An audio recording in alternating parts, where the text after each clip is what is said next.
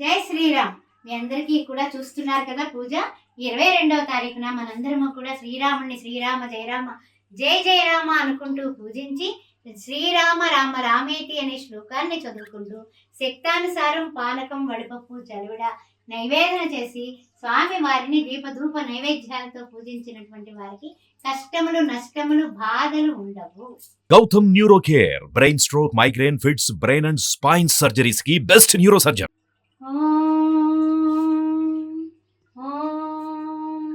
శుక్లాంబరధరం విష్ణుం శశివర్ణం చతుర్భుజం ప్రసన్నవదనం ధ్యాయే సర్వవిఘ్నోపశాంతయే అగజానన పద్మార్కం గజానన మహర్నిశం అనేకదంతం భక్తానాం ఏకదంతం ఉపాస్మహే. జై శ్రీరామ్ జై శ్రీరామ్ జై శ్రీరామ్ జై శ్రీరామ్. శ్రీరామ రామ రామేతి రమే రామ మనోరమే సహస్రనామ తత్తుల్యం రామనామ వరాననే. శ్రీరామచంద్రుని యొక్క దివ్యమైనటువంటి శుభ అక్షింతలు అందరి గృహాలకి వచ్చాయి కదా, మా ఇంటికి కూడా వచ్చాయి. రాముల వారు వేంచేశారు. వారికి దీపంతో స్వాగతం చెప్పి ఆ అక్షింతల్ని ఈ రోజు నాడు మనము రేపటి రోజు 22వ తారీఖు రోజున ఏ విధంగా పూజ చేసుకోవాలి అనే విషయాన్ని మనం ఇక్కడ తెలుసుకుందాం. శ్రీరామ జయరామ జయ జయ రామ అని అనుకుంటూనే ఉండండి, సదా జపిస్తూనే ఉండండి, ఆ విషయాన్ని మర్చిపోవద్దు. ఓం గంగణపతే నమః.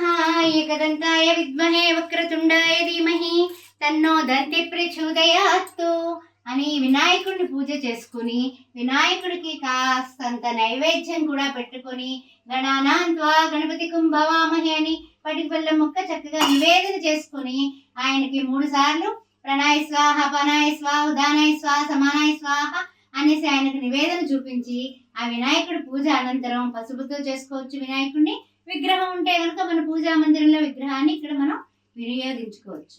తర్వాత ఏంటంటే పసుపు కుంకుమ అక్షింతలతో కూడా స్వామి వారిని చక్కగా మనం ఇలాగ ఓం గంగణపతే నమః ఓం గంగణపతే నమః. తండ్రి నాయన రాముల వారి యొక్క రామరాజ్యం రావాలనేసి నీ సంకల్పంతో విఘ్నాలు లేకుండా మా కుటుంబాన్ని ఆశీర్వదించమని స్వామి వారికి వేడుకుంటూ గూఢాన్న ప్రీత మానస కాబట్టి ఆ గూఢమైనటువంటి ఆ చక్కెర పలుకులైనటువంటి ఆ యొక్క పటిక బెల్లం ముక్కని మనం నివేదన చేస్తున్నాం. అయిపోయింది. ఆ తర్వాత తాంబూలం దర్శయామి. తాంబూలం కూడా స్వామి వారికి చక్కగా చూపిస్తున్నాం. తాంబూలం అయిన తర్వాత ఆయన దివ్యమంగళ విగ్రహానికి నమస్కారం చేసుకుని శ్రీరామ జయ రామ జయ జయ రామ శ్రీరామ జయ రామ జయ జయ రామ అని రాముల వారికి పూజ చేస్తున్నాం. ఓం శ్రీరామ రామ రామేతి రమే రామే మనోరమే సహస్రనామ తత్తుల్యం రామనామ వరాననే. స్వామి వారికి తులసి దళాలంటే చాలా ప్రీతి. అందువల్ల అంత పవిత్రమైనటువంటి ఆ తులసి దళాలతో స్వామి వారిని పూజించడం అనేది మనకి తప్పనిసరి అనమాట. అందువల్ల తప్పనిసరిగా ఆ తులసి దళాలంతో ఈ యొక్క శ్రీకృష్ణ పరమాత్మ కూడా ఆ రుక్మిణీదేవికి ఆయన తూగాడు అన్న విషయం కూడా మనకి తెలుసు. కాబట్టి ఈ యొక్క అయోధ్య గురించి, అయోధ్య రాముడి గురించి మనం తెలుసుకోవాలంటే ఆలయం పునరుద్ధరణ చేయడం జరిగింది. రాముల వారు అక్కడ పుట్టారు. 500 సంవత్సరాలు అంతా కూడా అయోమయమైనటువంటి పరిస్థితిలో ప్రతి హిందువు కూడా రామ జన్మభూమి గురించి, రాముని గురించి తపించని వాళ్ళు లేరు. రామకోటి కూడా కొన్ని కోట్ల రామకోటి జరుగుతూ వచ్చింది. కొన్ని వేల కోట్ల లక్షల కోట్ల రామనామ జపాలు చేశారు.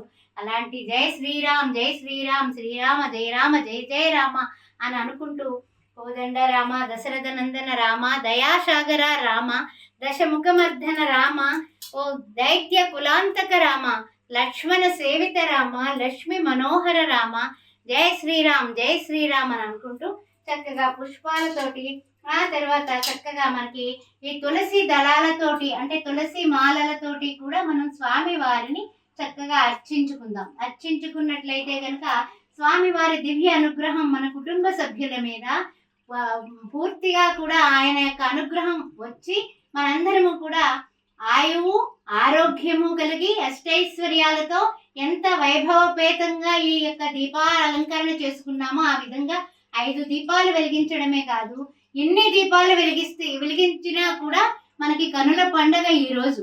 అందువల్ల ఉదయం పూజ, సాయంత్రం పూజ, సాయంకాలం పూట కూడా 5 దీపాలు వెలిగించుకోవడం అనేది చాలా చాలా మన గృహానికి క్షేమదాయకం. రామరాజ్యం రావాలంటే రామ అనే శబ్దంలో రా అంటే ఓ నమో నారాయణాయలో రా అనే అక్షరాన్ని మనకి తీసుకోవడం జరిగింది అష్టాక్షరిలో.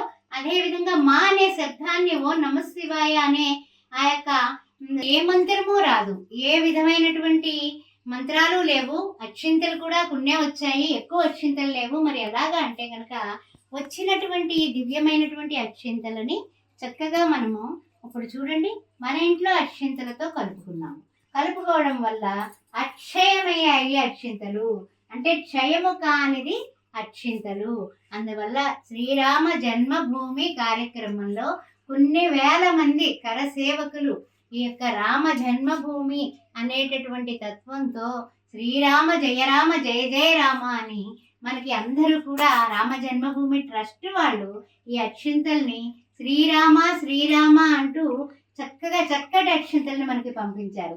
దానిలో మన ఇంట్లో ఉన్నటువంటి అక్షింతలు కూడా కలుపుకొని చక్కగా ఈ విధంగా తయారు చేసుకొని మనం పూజలో పెట్టుకొని మన ఇంట్లో వివాహం కానిటువంటి పిల్లలుంటే వాళ్ళకి శ్రీరామ జయరామ జయ జయ రామ అని పూజ అనంతరం వాళ్ళ శిరస్సు మీద అక్షింతల్ని చక్కగా ఇలాగా వేసినట్లయితే గనక వాళ్ళకి తప్పనిసరిగా మరల శ్రీరామ నవమి వచ్చేలాగా వీళ్ళకి పెళ్ళైపోతుంది, పెళ్లి కుదరడం కానీ జరుగుతుంది.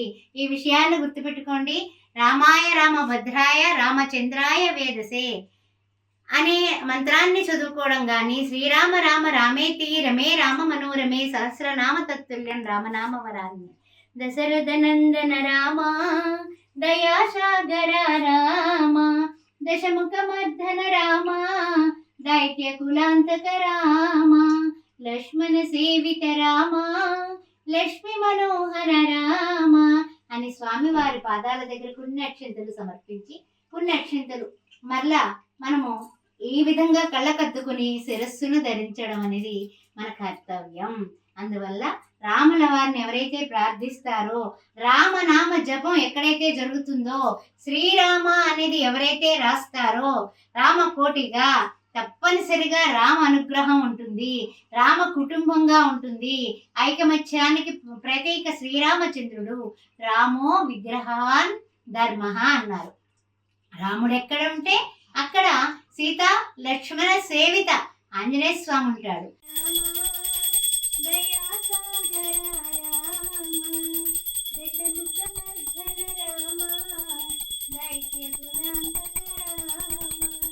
లక్ష్మణ సేవిత రామ లక్ష్మీ మనోహర రామ సూక్ష్మ స్వరూప రామ సుందర వదన రామ అతి సుందర వదన రామ దశరథ నందన రామ దయాసాగర రామ రామ లక్ష్మణ జానకి జై బోలో హనుమానికి రామ లక్ష్మణ జానకి జై బోలో హనుమానికి రామ లక్ష్మణ జానకి జై బోలో హనుమానికి జై శ్రీరామ్ శ్రీరామ రామ రామేతి రమే రామ మనోరమే సహస్రనామ తత్తుల్యం రామనామ వరాననే.